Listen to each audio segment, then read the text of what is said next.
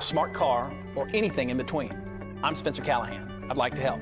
Spencer Callahan is the one to see. Call 387-2323. LA 21-12671. Offices in Baton Rouge. WNXX Jackson, KNXX Donaldsonville, and WDGL HD2 Baton Rouge. This hour brought to you by Spencer Callahan Injury Lawyers. LA 21-12682. Offices in Baton Rouge.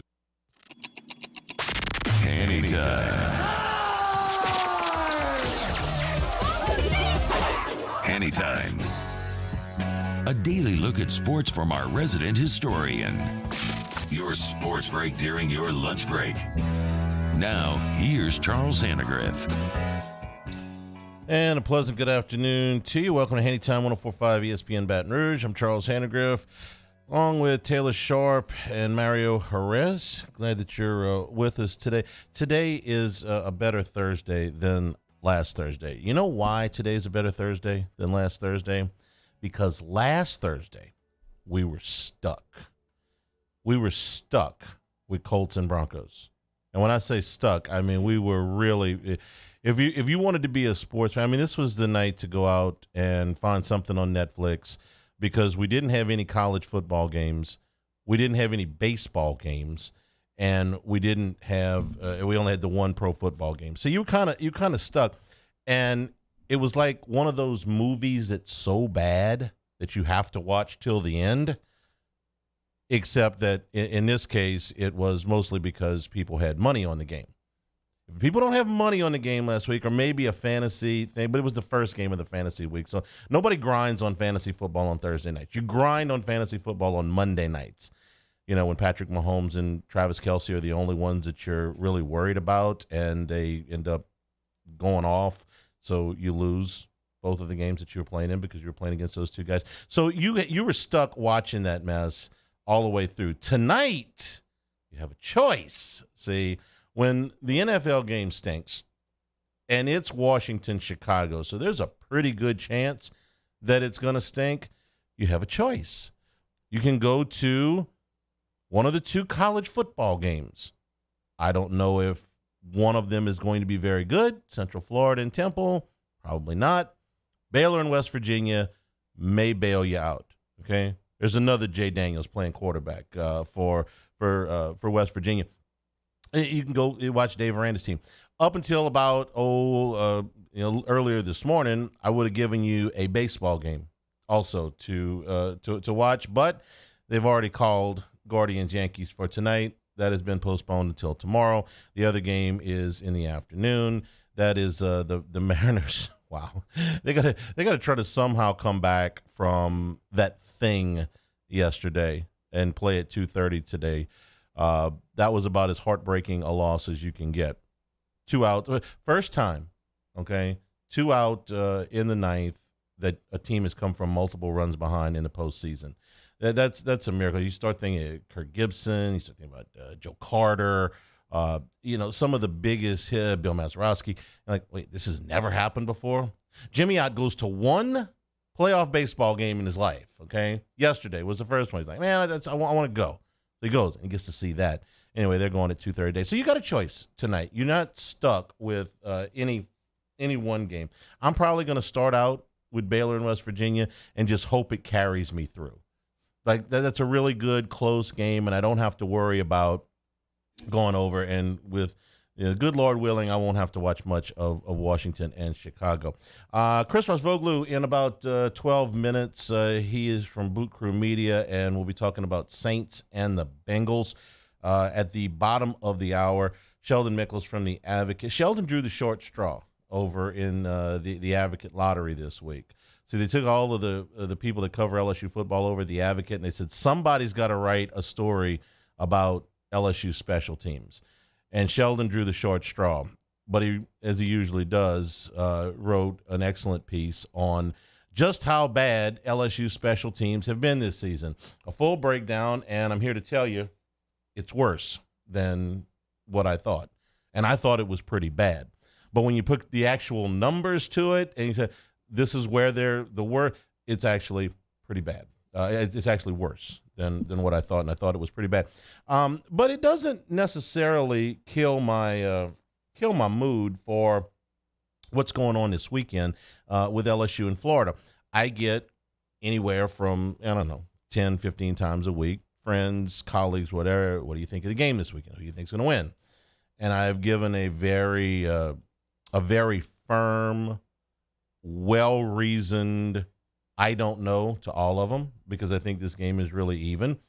But started into our numbers breakdown for the weekend. And not only are these teams really even, equally flawed if you prefer that, there's actually some places where LSU's got a little bit of an advantage. So you look at the schedules, first of all. They're both 4-2. They both have a new head coach, something that people are delighting in talking about. I did a whole podcast on this yesterday about why that doesn't matter and, the road not taken for certain schools and how, listen, you can't guarantee that stuff. You want to go check that out at the Handycast. But new coaches, 4-2 record. Both of them have one really good win. Florida beat Utah at home. LSU beat Mississippi State at home. If Mississippi State were playing Utah this week, I think that would be a pretty good game. Both of them have won what I would call so-so win in the SEC. Florida has beaten Missouri. LSU has beaten Auburn. We saw Auburn and Missouri play. The game went to overtime. Those teams are pretty equal. Equally bad if you prefer, but they're both pretty equal. Both of these teams had one really ugly loss. LSU's loss was to Tennessee. Florida's loss was to Kentucky. They were ugly for different reasons. LSU's game against Tennessee got out of hand early because of the special teams, and the Tennessee offense piled on the points because they're really good and the quarterback's really good. Florida's loss to Kentucky was more of a breakdown of their offense than anything. It was Richardson's worst game, and they essentially handed a lot. It was a close game, competitive game in the first half. They essentially handed the game to Kentucky in the second half. So you one really bad loss for both of these teams. And then you have one close loss for each of these teams. For Florida, it was Tennessee. It was a really even game. Tennessee did pull out by 11 points in the second half, but Florida got back within one score. They execute the onside kick, and they're in position to maybe win the game. If the coaching staff handles the two-point conversions a little bit differently earlier in the second half, Tennessee might have had to go to overtime with Florida.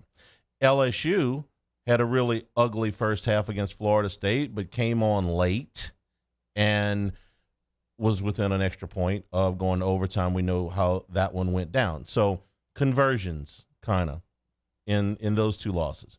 And then you get the Rena wins. Each of them have 2 Rena wins.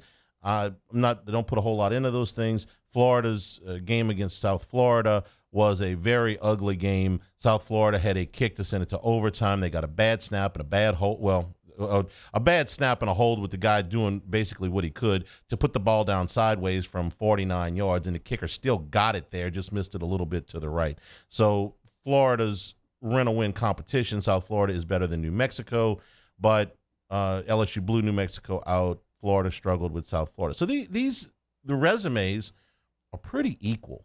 I mean, as far as the one loss. So what do they do well? Do you have matchups where you got a strength on a weakness, you got good on good, you got bad on bad? Last week you had good on good, bad on bad. Tennessee's good was better than LSU's good, and Tennessee's bad was better than LSU's bad. These numbers will tell you that LSU's maybe a little bit better than Florida through comparable schedules. LSU's rush defense is 6th in the conference, right about in the middle. Florida's rush offense is 4th. Okay, good on good. Pass offense, Florida's 10th in the league. Not very good. LSU's pass defense is 7th in the league. Mediocre on mediocre. You're going to really chuckle when I tell you where the LSU, the biggest advantage is for them in these numbers. Pass offense. Oh, my. LSU's 5th in the league in pass offense. Does that surprise you? It surprised me. LSU's got a better pass offense at this point, statistically, than either Ole Miss or Alabama. Now, I know the Lane train has turned everything around at Ole Miss and decided that they're going to be a run-first team this year, and they are, and they're really good at it, and we'll see them next week. But for right now, LSU is throwing the ball better than Ole Miss. Yeah, you ever if we went and did that that thing that they used to do on late night television, I think it was Leno. Leno used to go do that. He called it jaywalking. He would just stop random people in the street and ask them questions, and he'd show them a picture of like a senator, and he'd show them a picture of like the Secretary of State, and say, who are those guys? Like, I don't know. Then he'd show them a picture of Fred Flintstone, and like, oh, it's Fred Flintstone. Well, and it was funny. You went and asked 10 SEC fans right now who throws the ball better, LSU or Ole Miss. 10 for 10, you get an Ole Miss, but it's not true. So actually, LSU's got a little bit of an advantage there. And then the turnovers. Florida and LSU both give it away way too much. They both take it away at a pretty good clip. Florida's turned the ball over 10 times. LSU's turned it over 9. 3 interceptions, 2 of them by Nussmeier, but that's in the rent-a-win game.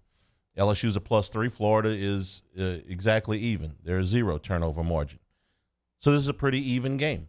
They are probably pretty comparable talent on these two teams.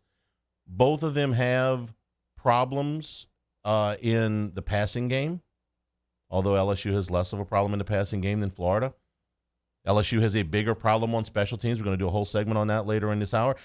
This is the definition of a toss-up game, and it's at Florida, so they are about a home field favorite in this game. So who do I think is going to win? Tell you tomorrow. Actually, I'll let Richard Dixon tell you tomorrow, because I saw him last night at an event, and he's like, it's a good thing we're not doing this game, doing the show today. He says, I'm still too mad to talk. I said, well, you got a day and a half, so let Richard Dixon tell you. Right now, I think this game is right down the middle. We'll take a break. When we come back, Chris Rosvoglu, we'll talk Saints and the Bengals. That's coming up next, and then Sheldon Mickles at the bottom of the hour. This is Hanny Time, 104.5 ESPN Baton Rouge. This is Hanny Time. Acura and Infinity of Baton Rouge. When we talk about the Acura line, there have been so many changes, so many improvements just in the last couple of years. Kind of a reset, if you will, on the Acura TSX, the new Acura Integras. All of these things have been completely remodeled, redesigned, and you know what? Every time they do that, they're going to be making improvements. Buying my vehicles at Acura and Infinity pre-owned, I'm going to get a 167-point inspection. I'm going to get a 3-month subscription to Sirius Satellite Radio. I'm going to get a complimentary car every time I come in for service. I'm going to get a free 1-year maintenance program that comes along with the vehicle, and I'm going to get up to a 6-year warranty. Listen, you add that into transparency in pricing, service after the sale, and the family atmosphere, there's simply no other choice. There's no better choice than buy your next vehicle at Acura and Infinity of Baton Rouge. In times of need, get a full list of phone numbers, websites, and other important emergency information on the Demco Stormwatch page at 1045ESPN.com. When I was a boy, I spent my days climbing trees, catching fish. Barefoot in the river I walked, listening to crickets, counting stars. This was home. After my stroke, I wondered if I'd make it back to the people and places I love. But I got the right doctors with Blue Cross coverage. Your card matters. Your home does too. Oh, hey, what's up? It's Big D and Bubba, 100.7 The Tiger Morning Show. We'd love for you to join us every weekday, 4 a.m. till 9 a.m. Yeah, everything you want in a show. Country music. We got laughs. We got celebrity in-studio guests. We just need you. Join us every weekday morning, 4 a.m. to 9 a.m., right where it all started. That's right. Louisiana's country station, 100.7 The Tiger. There it is, the extra mile, on the border of expected and extraordinary for those willing to go further, like vans customized for work or play, with safety and tech to keep you connected, supported by a 5-star sales, service, and finance team, and backed by the 1-star you know. So go the extra mile. It's never crowded, because so few have what it takes to go there. Mercedes-Benz Vans. ServiceMaster Elite create clean, disinfected work environments. As a local business, we take pride in serving the New Orleans and Baton Rouge areas. Our cleaning protocols follow CDC and OSHA standards for healthcare settings, offices, senior living, restaurants, and industrial plants. Contact Service Master Elite to get your operation ready for reopening with germ disinfection cleaning. Service Master Elite, the trusted choice in professional cleaning since 1996. This isn't just another day.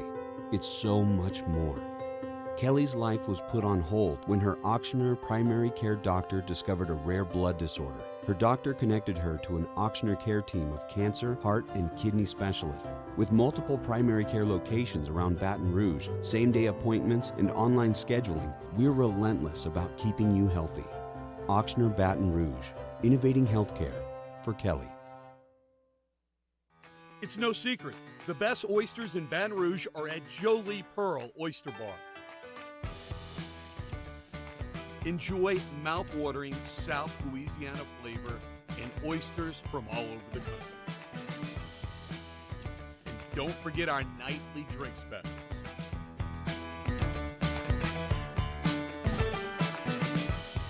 Jolie Pearl Oyster Bar. It's Matt Moscona inviting you to join us for Thursday's AFR, presented by the Aesthetic Medicine and Anti-Aging Clinics of Louisiana.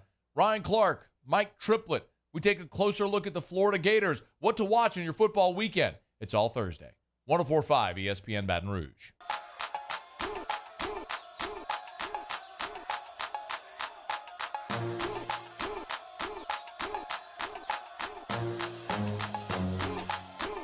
This is Hanny Time with Charles Hannegriff on 104.5 ESPN Baton Rouge. Bringing Chris Rosvoglu from Boot Crew Media. Saints and the Bengals in the Superdome this weekend. Chris, good afternoon. How are you? I'm doing well. Thank you for having me, as always. Well, okay, and we appreciate your time, of course. Let's start with the injury report because it's long again, and we got to start there. So, who's in? Who's out? Who's a maybe for the weekend?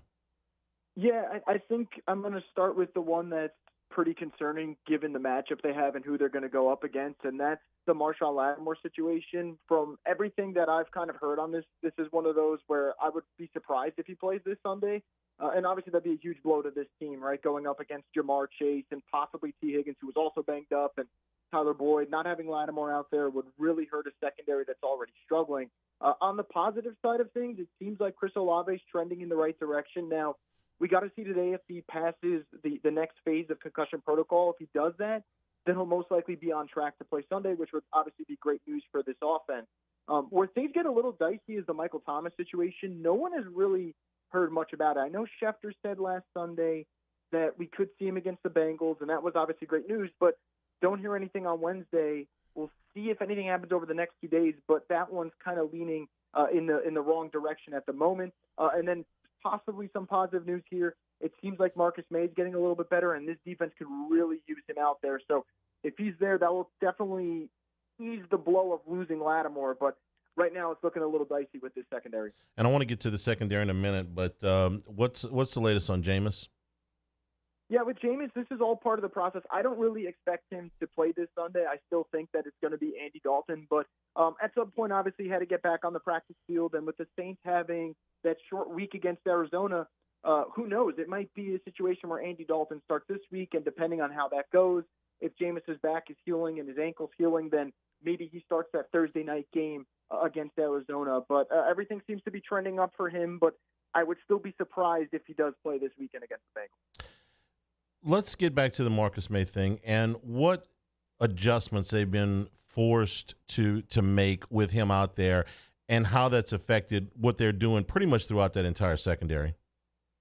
Yeah, it's huge, right? Because when you look at this secondary, you build it around Marcus May and Tyrann Mathieu at the safety spot, and right now May's been out since the Buccaneers game, and you thought P.J. Williams could be that fill-in, but now he's on IR, so you don't have that option. So it's been a lot of Justin Evans, and it's also been a lot of J.T. Gray, and no disrespect to J.T. Gray because he's been an all-pro special teams player throughout his time in New Orleans.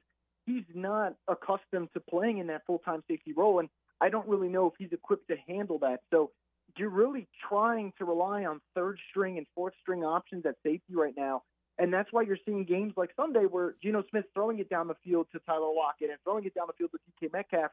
And those big plays that the Saints have really bottled up the last couple of years with guys like Marcus Williams, that's no longer the case because of the lack of depth right now in the secondary. So that's been the big problem. And at some point, you really just can't find a way to replace those guys. I know everyone loves the next man up mentality and things of that nature, but we've seen the secondary really change ever since Marcus May's been out. We've seen big plays to Justin Jefferson in week 4. We've seen big plays to Tyler Lockett in week 5. You even think about the Laviska Shenault touchdown in week 3 where you had P.J. Williams miss the tackle. So right now it's really just a depth concern. I think if Marcus May comes back, all of a sudden the Saints don't feel like they're trying to overcompensate for things. And it also takes a lot of pressure off Tyrann Mathieu's play. He's got a lot going on right now, and I don't know if that's probably factoring into why we haven't seen him play at his best. But, May's injury has really put guys who are not supposed to be full-time safeties into those roles. Let's talk about the run game and not the run Taysom Hill game. We get to Taysom Hill in a second, but they did get the running game going last week with Alvin Kamara as well as they have at any point this year. So is it real or is it fiction? Did they get a good matchup, or was a lot of this because at some point the Seahawks started to key on Taysom Hill and some other things opened up, or have they really found something and unlocked something in the run game? So I think like the overall number, when you see how many yards they ran for last Sunday, part of that was the matchup. Seattle had the 29th ranked run defense going into it. But I do think that they found something, but I think they found it in the London game. You know, we go back to that Vikings game, and Latavius Murray got picked up off the street and had 5.2 yards per carry. And that kind of sparked all the controversy and debate about him going to Denver and how that was a big blow to this team. But if you go back and watch that game, whether it was Ruiz, whether it was Eric McCoy, in the run game, they were opening up a lot of holes. And I thought that was something that could carry over Seattle. And the fact that it did in that manner, I do think that the Saints are starting to form a little bit of an identity on offense. I know coming into this year, when you get all the shiny toys like a Chris Olave and a Jarvis Landry and the return of Michael Thomas, you think, okay, maybe kind of an air raid offense and move the ball through the air. I think this team is going to be a ground and pound attack. And I think what Alvin Kamara was able to do is no fluke. I think that will continue to happen against the Cincinnati defense that just gave up 155 yards on the ground to Baltimore. So I think that's possible. What I want to see now, though, is if they can get production out of Mark Ingram, because I feel comfortable with what they're getting out of Taysom Hill, and I think Kamara will continue to produce. But they also need that running back 2 spot to produce. I mean, Ingram had 9 carries on Sunday, but only 16 yards. So they want to give those touches to another complementary back. They just need the production to be valid. So I do think they definitely found something. Was it a favorable matchup? Sure. But we've seen over the last couple of weeks, this offensive line is really starting to hit its stride. What is a realistic amount of usage for Taysom Hill? We saw him sporadically in the first 4 games. We saw him a lot more last week, and they needed every bit of it. So what now is a realistic usage rate for him? Yeah, I think, honestly, looking at the way this game just played out against Seattle, if they're going to use him primarily as that QB power, run the football type of guy, I think the uses that they just had against Seattle, where he played about 30% of the snaps, I think that's the comfort zone. Now, you can obviously increase that usage if Jameis Winston comes back, because you don't have to worry about the doomsday scenario that, well, he's the backup quarterback and he might get hurt. So maybe it upticks a little bit. But I think if you're going to utilize him primarily as a runner, I don't know if the workload changes that much, right? Because at some point, if you run him too many times, he might break down. I mean, this is unfortunately a player who last year we saw a lot of injuries, whether it was the concussion or the foot injury or the mallet finger injury that he had. So I think the way they used him, 9 carries, maybe mix it up with a couple of throws here and there. I know he had the touchdown pass to Troutman, and as teams continue to inch closer to the line of scrimmage, I think there's going to be opportunities for him to kind of pull the trigger. So I think maybe a couple more passes dialed up. But the one thing I think will kind of get thrown out the window are the passes to Taysom Hill. I know he was kind of marked as a tight end going into this year, but I feel like that's kind of been thrown out the window for now. So I think similar usage, 30% of the offensive snaps seems fair to me, and make sure you just don't overutilize them on the run. I think 9 carries is the sweet spot right now. The Cincinnati Bengals at 2-3, along with the Saints, probably thinking before the season that they would be in better shape record-wise than what they are. So when you look at this matchup, the places that the Saints have an advantage, the positions that where the Saints are at a significant disadvantage, in your opinion? Yeah, I think in terms of disadvantage right now with, Lattimore being banged up, with the Debo being banged up, and Marcus May, his rib injury being a little bit in question, I am concerned about how do the Saints match up with a Bengals offense that we know what Jamar Chase can do on any given week. We know that Tyler Boyd and Hayden Hurst are really starting to own the middle. I think Hayden Hurst has kind of been a sneaky X factor for the Bengals over the last 2 weeks. That being said, I think that the Saints, if you look at the way Cam Jordan's played the last 3 games, I think there's an opportunity here for him to get after Joe Burrow, and that's kind of the main thing we talk about when we think about the Bengals, and everyone talks about Joe Burrow. He's taken a lot of hits, and even the Ravens game, you might think that he wasn't under a lot of pressure, but they still gave up 3 sacks.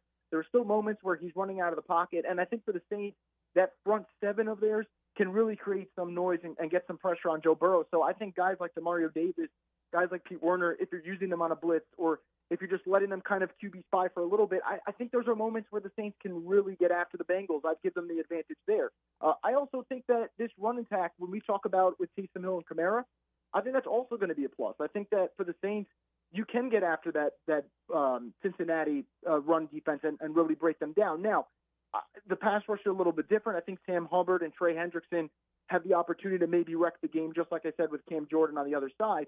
But that's kind of what I'm looking at. And the other factor that I'm intrigued to see what happens, and, I talked about it a little bit yesterday, I almost feel like it's the forgotten phase for the Saints this year, is special teams. And I think for New Orleans, they really haven't had that ability to get that spark in the return game. It just hasn't been there. But Rashid Shaheed, the rookie, he's going to play this weekend.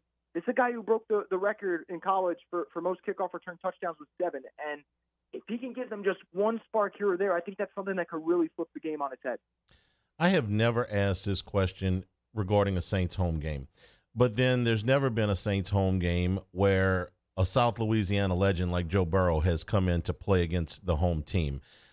I still think it's going to be a regular Saints home game with maybe a little bit more thrown in, but I'm curious to your opinion and how much Bengals support do you think there'll be in the Dome on Sunday? Yeah, I was thinking about it yesterday, and that's been kind of a hot topic on Twitter. I see a lot of Saints fans have been kind of battling over it, and some people debating whether or not it's wrong to wear a Joe Burrow LSU jersey. When I look at the ticket sales for this game, that's kind of something I've been monitoring over the last couple of days, and it kind of seems like there's, obviously it's going to be primarily Saints. It's still a Saints home game, and an important one if they could climb to 3-3 here. I still wouldn't be surprised if 25% of people in there are rooting for the Bengals, maybe even a little bit more, depending on how well Cincinnati fans travel. That much I don't know entirely about their fan base in terms of travel, but I do think Joe Burrow is going to get a lot of support, and he talked about it yesterday. He said he doesn't expect to get a lot of support. I think that would just be him just playing a coy on his part. I think he will get a good amount of cheers from the fans in the Superdome, but I still expect primarily Saints. But I do expect to see some Bengals jerseys in there, and I definitely expect to see some LSU colors. Yeah, we were talking yesterday. There are LSU fans that don't really support or follow the Saints, and there are a lot of Saints fans that don't follow or support LSU. But I think for the most part, they're fans of both. And while they'll root for Joe Burrow every other week, they'll root for the Saints. They don't want anything. I just saw somebody in the chat said, I hope Burrow throws for 3 touchdowns and Chase catches 2, and the Bengals lose by a point. I think that's probably an opinion that's shared by a lot of people. They don't want anything bad for Joe Burrow, but they're not going to root against the Saints either. Does that make any sense? I mean, I think considering what that LSU team did, I think it does kind of make sense. I think for some games you never really consider it, right? Like, back then, if the Saints played the Rams and Odell Beckham was doing his thing, maybe you're not saying, I want OBJ to absolutely light up the Saints, or maybe that might just be a bad example because LSU fans just adore OBJ. But in this particular example, you're talking about a quarterback who in the 2019 season capped it off with that 5-touchdown performance against Clemson in the very same stadium that he's going to be in on Sunday. So I do think there is that emotional tie. And I have no problem with people kind of saying, hey, if he has a 3-touchdown game and 300 yards, but the Saints win, that's cool with me. And on the flip side, if people are going to go the other way and say, I hope the Saints sack Joe Burrow 5 times and they get this win, I think that's perfectly okay too. But I don't think there's anything really wrong with Saints fans also wishing the best for Joe Burrow, as long as they're wishing the best for Joe Burrow with the Saints win on the side. Yeah, I think it's the quarterback, and the fact that he was, the Heisman in the year and everything. Devin White was a phenomenal player here, okay, and a great guy. Everybody liked Devin White. He was a high pick, but he plays for the Bucs now. And I don't hear LSU fans saying, you know what, I root for Devin White even though I'm a Saints fan. It's like, nah, man, you play for the Bucs now, okay? If Burrow played for the Falcons, we'd have a real problem, okay? But he plays for the Bengals, who the Saints hardly ever play. It's just kind of strange. You know, it'll be an odd thing, but I expect the Dome to be, you know, it turned out almost completely for the Saints. Chris, as always, we appreciate it. Check out your stuff at Boot Crew Media following the New Orleans Saints. Thanks so much for your time. Thank you so much for having me. And we'll take a break here. When we come back, we'll dive into LSU special teams issues with Sheldon Mickles, who wrote a piece for it today in The Advocate. This is Hanny Time, 104.5 ESPN Baton Rouge. This is Hanny Time. Big Mike's in Denham Springs music lineup coming up this weekend. Tonight, it's Chris Allen. Tomorrow, Billy Harris. And Saturday, DJ Clarence during the LSU game and other college football games. It'll be a terrific card this weekend.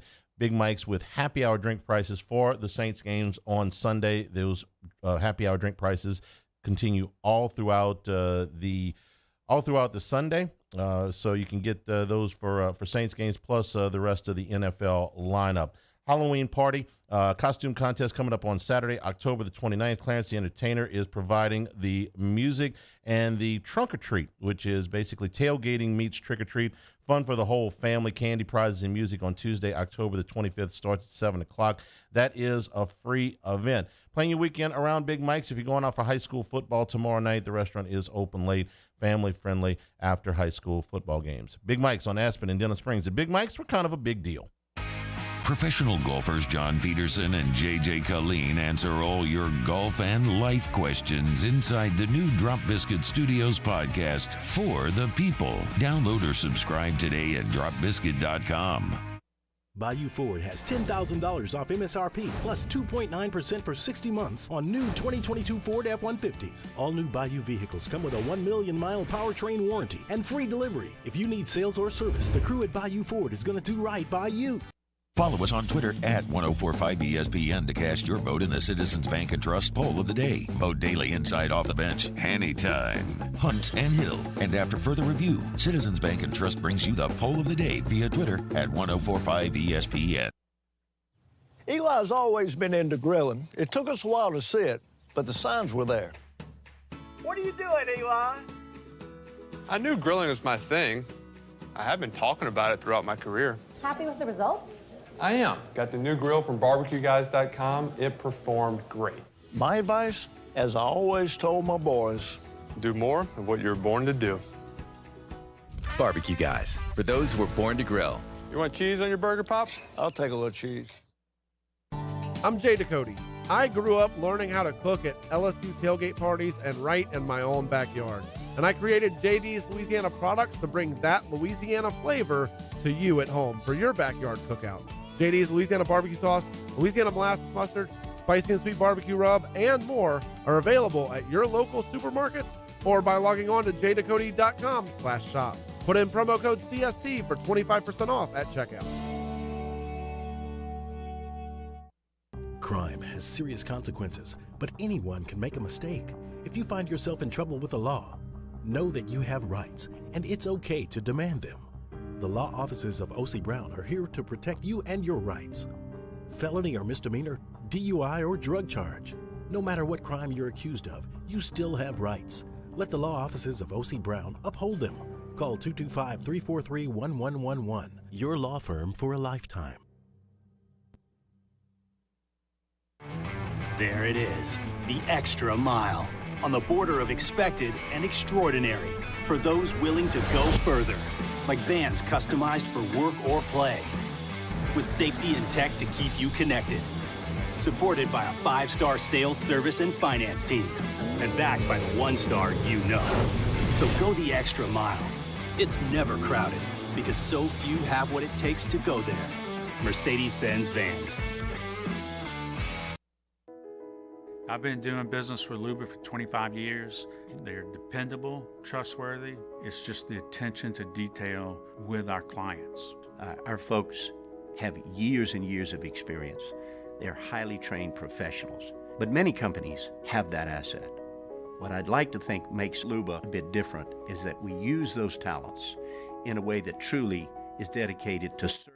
Me, Jimmy Ott, and Charles Henegriff for the Thursday evening edition of Game Time presented by Bet Rivers. We're downtown at Jolly Pearl Oyster Bar on North facing Town Square. Game Time, 6 to 8 p.m., presented by Bet Rivers on 104.5 ESPN Baton Rouge.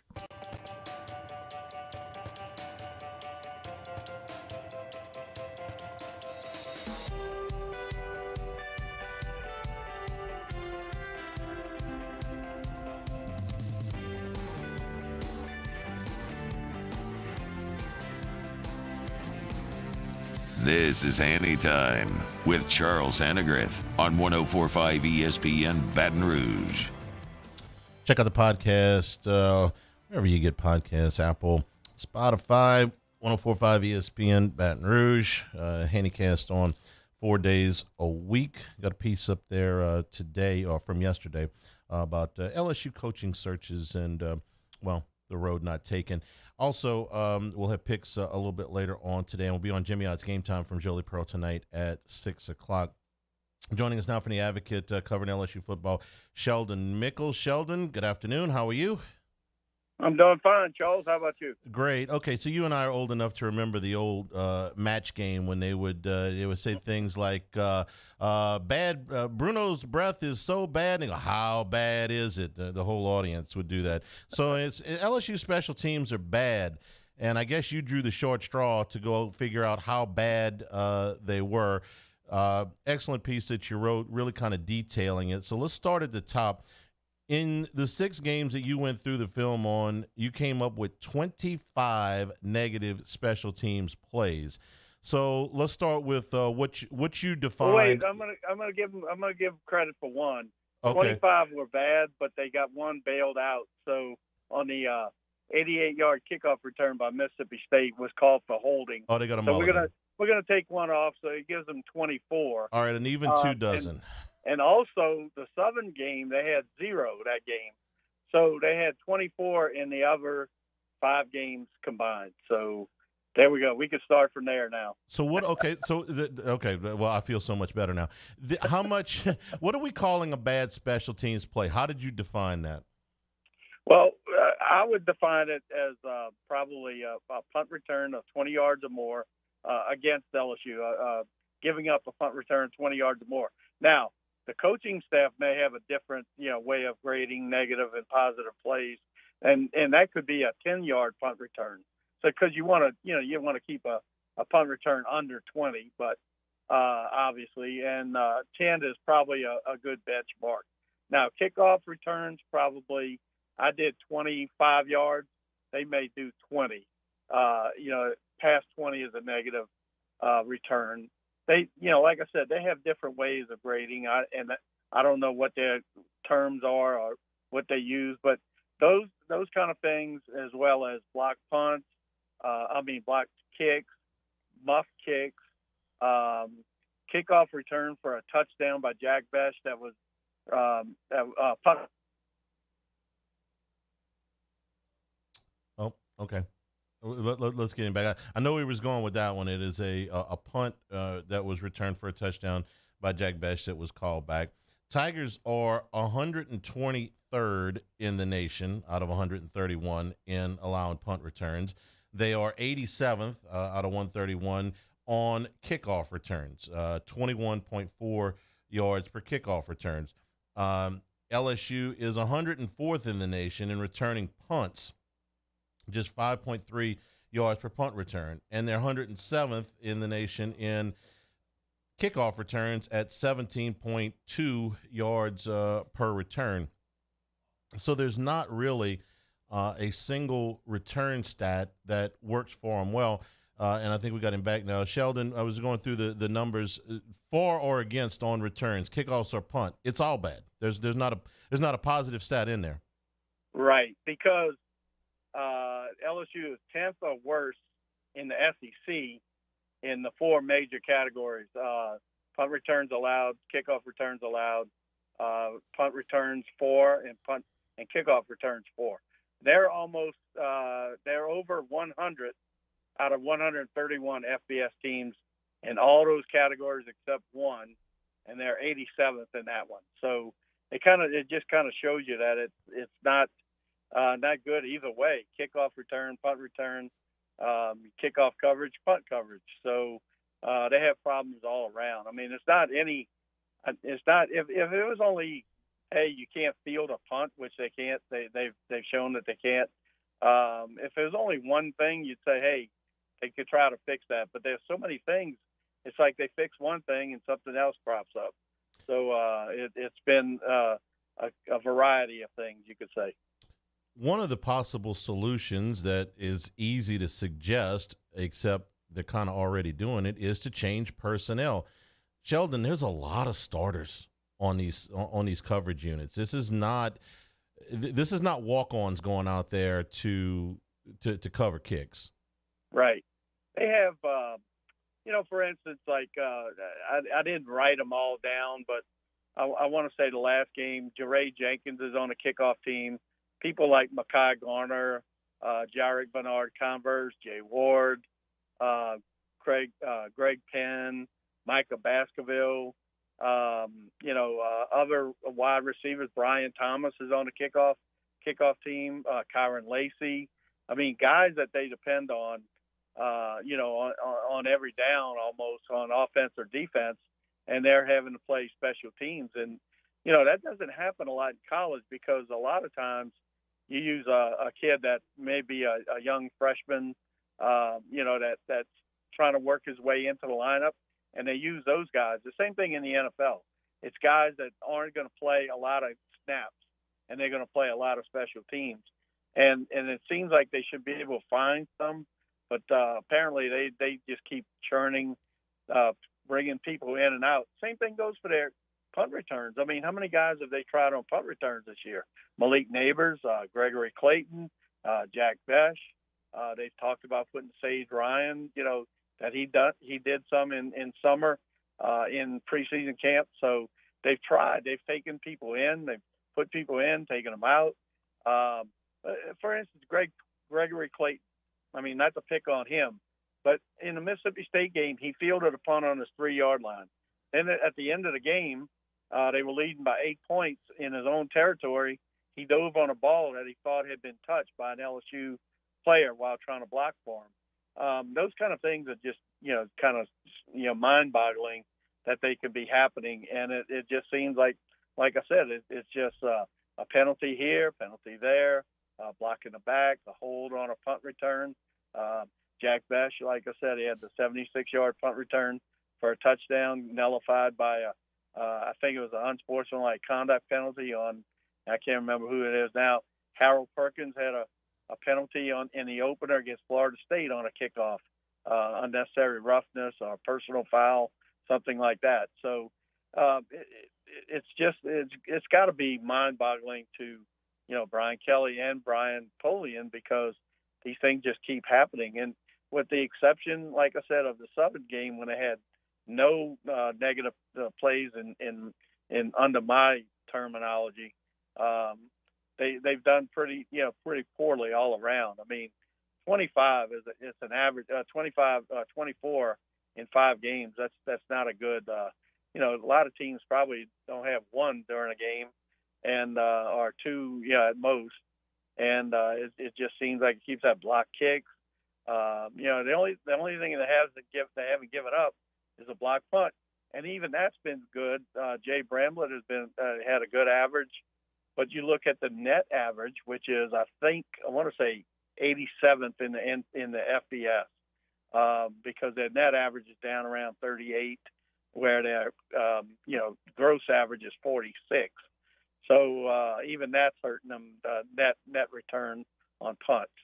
So Damian Ramos has missed a couple of short field goals. He had to block, and it's not his fault that the ball was blocked in the Florida State game. So it's just you kind of have to wonder how long can this keep going. And then look, Brian Kelly, he told us the other day, he said, look, we're trying everything, we're trying to fix it. Mekhi Garner, we talked to him Tuesday night.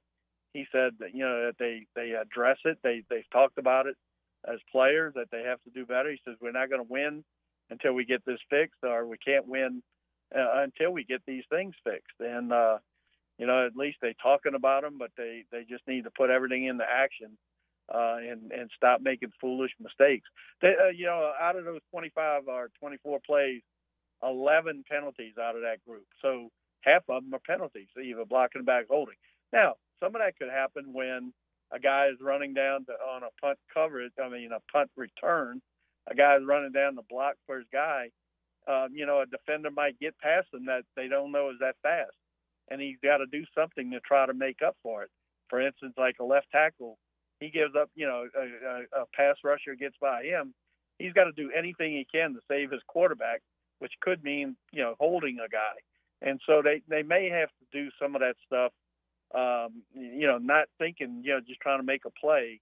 And it's just biting them. And it just kind of seems like it's every week. Sheldon, how big of a problem is hang time on either the kickoffs or the punts? I haven't checked it. I know some friends of mine who sit there, with a stopwatch, and especially during practice. We've watched them do that in the NFL, like during training camp and stuff like that. I mean, it's big. I mean, obviously, and I couldn't tell you right now what Jay Bramlett's hang time is or anything, because like I said, I've never clocked it or anything like that. Now, maybe in the future, but like for instance, Brian Kelly talked the other day about Bramlett, boomed like a 60-yard punt or whatever it was against Tennessee. Well, he outkicked his coverage, and one of the gunners got stuck, and he couldn't get away from the guy, and it winds up a 58-yard punt return for Tennessee. And it's just you have to get off your block for one thing. They didn't get off the block, and then he kicked the ball, outkicked his coverage. So, it's obviously big. The hang time is very big, but I couldn't tell you what it is right now. All right, last thing. You are the basketball guy, so I know you've only gotten a chance to just get a little a snippet of practice so far, but what did you see as we inch closer towards the start of basketball season? Well, we got to see the first 30 minutes of the first practice, I guess a week and a half ago or so, or 2 weeks ago, and it wasn't very much. You could see stretching, a little bit of stretching and individual drills mainly. But I talked to a friend who has some knowledge of the situation in the last hour or so, and he told me that they and we could see this in the half hour we were out there. But KJ Williams, I mean, he looks the part. I mean, he was the Ohio Valley Conference Player of the Year last year, and averaged about 18 points and about I want to say 9 rebounds a game. But he looks the part. And also Kendall Coleman, I got a good report on him. The kid from Northwestern State who averaged a double-double last year, and the venerable Kent Lowe, who's been the sports information director at LSU for basketball. He asked me one day, he says, "Do you remember him playing against LSU last year?" And I'll go, "Well, frankly, not, but a lot of times, these teams, the lower level, Division I teams come in to, for a game, and you just don't really, unless you know the kid, you don't really sit there and watch him." But I think he had, I want to say he had 16 points and 10 rebounds against LSU last year. And, he apparently is a very good player. And, once in a while, some of these kids slip through the cracks and they wind up at a big school later. And then apparently he's going to be a good player, or at least he's showing it. Another couple of guys I heard, Justice Hill, who is nicknamed Juice Hill. And he's the point guard, one of the point guards. And he's, I think I've heard good reports on him. So a lot of good stuff coming, from basketball so far, and not a whole lot that I've seen because we've only been out there once. But I think there was also Tyrell Ward. Jalen Reed and then Tyrell Ward. Those are the two kids he got late, both top 100 guys in 247 Sports composite listing. So I think they're going to have a really good, a really good chance to win, 17, 18 games. You never know, maybe more. But just from what I've heard so far, those guys have been standing out. And, of course, Adam Miller. I heard he's having a pretty good preseason camp. That's terrific. All right, thank you, Sheldon. We appreciate your time. We'll talk to you soon. All right, man. Always a pleasure. And we'll take a break, come back and wrap things up here. This is Hanny Time, 104.5 ESPN Baton Rouge. This is Hanny Time. Supreme Rice and SupremeRice.com for your next family gathering. Stretch your food dollar with Supreme Rice. Enjoy the delicious product and support our Louisiana farmers at the same time. All of your Supreme Rice is grown, milled, and processed right there in Southwest Louisiana near Crowley. So you're going to be supporting your in-state farmers while you enjoy either the brown, the long grain, the medium grain, or the jasmine. It's our personal favorites. It's great in red beans and white beans, etouffees, stews, gumbos a little bit later on in the year. Easy to pick up, too, at all your AG food stores, all your Costco's, your Rouse's, your Matherns, and your Walmarts, including your Walmart neighborhood stores. Make it Supreme Rice for your next meal. And for more great recipes and more information, go to SupremeRice.com. Our listeners fire off their opinions on the JimsFirearms.net hotline at 499-1045. Keep listening for your next chance to shoot us your thoughts with the JimsFirearms.net hotline on 104.5 ESPN Baton Rouge. There it is, the extra mile, on the border of expected and extraordinary for those willing to go further, like vans customized for work or play, with safety and tech to keep you connected. Supported by a 5-star sales, service, and finance team. And backed by the 1-star you know. So go the extra mile. It's never crowded because so few have what it takes to go there. Mercedes-Benz Vans. Want more customers? Running Boards Marketing can help you get their attention. Imagine your brand's message on a giant LED billboard truck that can't be skipped and is nearly impossible to ignore. Running Boards Marketing is the leader in effective and affordable advertising on digital mobile billboards, which are 2 times more effective than traditional billboards. With a 97% recall rate, you'll leave a lasting impression with your customers. Visit us online at runningboardsmarketing.com so we can drive your message to where the people are. Gulf Coast Office Products is a nationally recognized Savin office equipment dealer based right here in Louisiana. Over 100 employees strong, Gulf Coast has the boots on the ground to support all vertical markets, from education, engineering, legal, and finance. With the latest in office technology, from desktop to production segment units, Gulf Coast and Savin have the perfect fit for you. Call 225-756-2644. That's 756-2644 for Gulf Coast Office Products.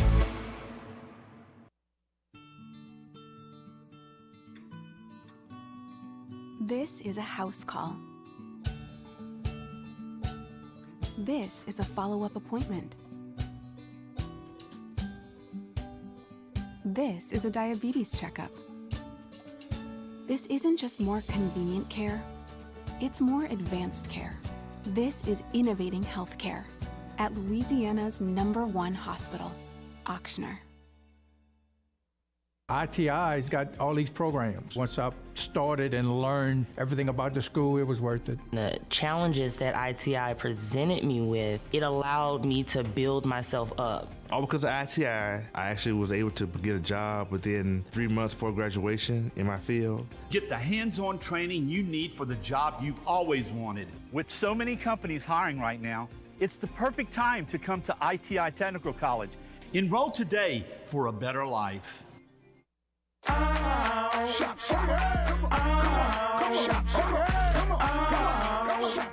Order curbside pickup online or with Rouse's Market Shopping app and let Rouse's personal shopper shop for you.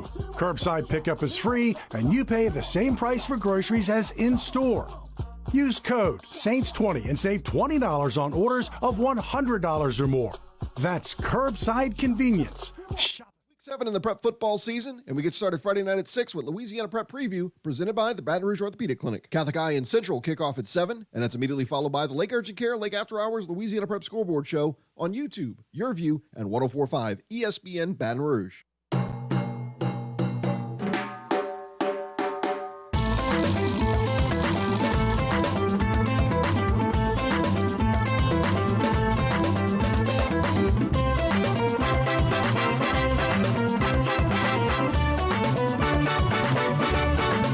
This is Hanny Time with Charles Hanagriff on 104.5 ESPN Baton Rouge. Coming down the stretch here, a few questions out of the chat. Am I going to do a analysis of Clayton Kershaw's career? Clayton Kershaw's going to the Hall of Fame. They lost yesterday, but Kershaw's, look, not unlike some of the other premier pitchers, he's had some problems in the postseason. Clayton Kershaw's going to the Hall of Fame. Ask Hanny, favorite type of gumbo? I'm not real particular. I will eat pretty much any type of gumbo. I like chicken and sausage gumbo. I like seafood gumbo. And if you can do it right, I will eat an okra gumbo. Loved okra gumbo. My grandmother used to make a terrific okra gumbo. Ask Hanny, favorite old daytime game show? So when I was in high school and at least one, maybe 2 summers that I was in college, working in a machine shop in the summer, the shifts fell that we had to take lunch at 11 o'clock. And so every day we watched The Price is Right on our lunch hour. So for a stretch there from, like, say, 1986 to 1990, I could tell you pretty much to the penny what every item in the grocery store cost. So Price is Right. Miss Bob Barker. For all of us here in the studio, I'm Charles Hanniger saying thank you, good afternoon. Stay tuned for Hunt and Hill, 104.5 ESPN Baton Rouge.